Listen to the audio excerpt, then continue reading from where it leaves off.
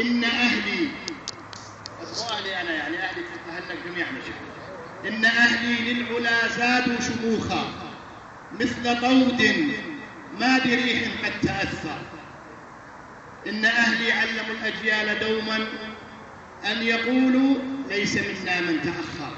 والله إن تأخرنا 40 عام أو 50 عام، لكن بأمر يريده الله سبحانه وتعالى فعلينا أن نكفر عن هذا التأخر.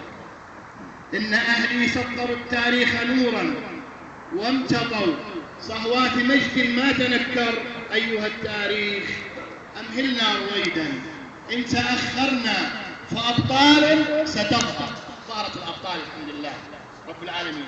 ليس فينا أهل جبن ما حيينا، قيد ظلم ما لقيد قد تكثر. ينهض العملاق من نوم فيلقي ما بناه البعث في الدنيا وسطر. يا رفاقا علموا الأجيال ظلما نهج كفر عند بشار المكبر. إن بشار المحقر، إن بشار المحقر، إن بشار المصغر. ليس بشار المكبر بإذن الله.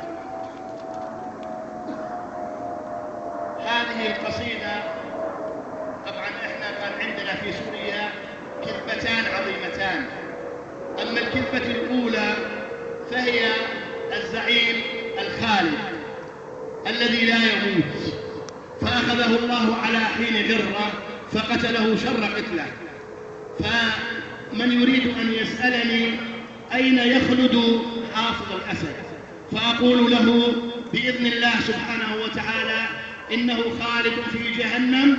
ودليلي لا أتألى على من نفسي، إنما دليلي من كتاب الله سبحانه وتعالى، وهو قول الله سبحانه: ومن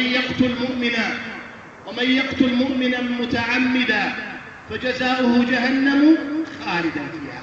وتتمت الآية. فهذه الكذبة الأولى فخلوده إن شاء الله في جهنم.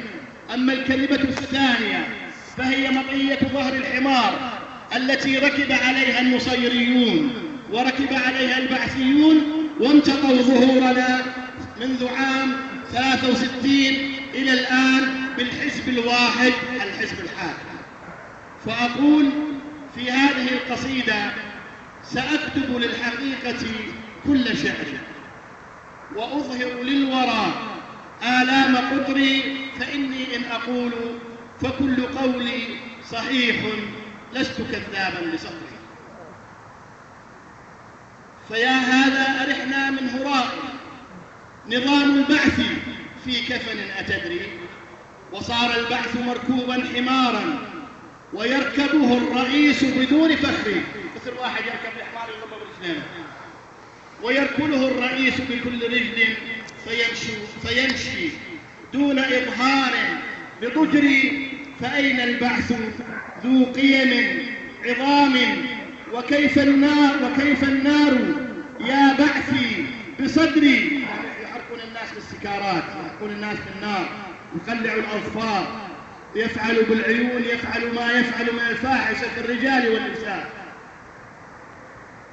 فعار إن نطقت وألف عيب بأن البعث ذو قيم وطهر. فخذها يا رفيق بلا التواء بأن البعث موصوم بعهري. فإن رمت الحقيقة إن قولي كضوء الشمس إن ضاءت بظهري. توسط في السماء ينير ليلا إذا دار الزمان بنصف شهري. فإن قولي مثل الشمس في رابعة النهار أو مثل القمر في يوم 15. أجبني يا رفيق وما الضحايا. الناس اللي عم يقتلوهم ما هي. أجبني يا رفيق وما الضحايا أأغنام للأضاحي يوم نحري. أنا عم تنحرونها، هل عم تقربوا فينا إلى الله سبحانه وتعالى؟ وأخبرني يا رفيق وما الخطايا إذا طلب الجياع صويع بري. إذا الناس طلبت شعير أو خبز أو شيء، ما هي الجريمة أنك تعتدي عليهم وتضربهم؟ وقل لي يا رفيق وما استفدنا بحكم البعث في بر وبحر. أكان الناس قبلكم جياعا وجاء البعث يشبعهم لشهر.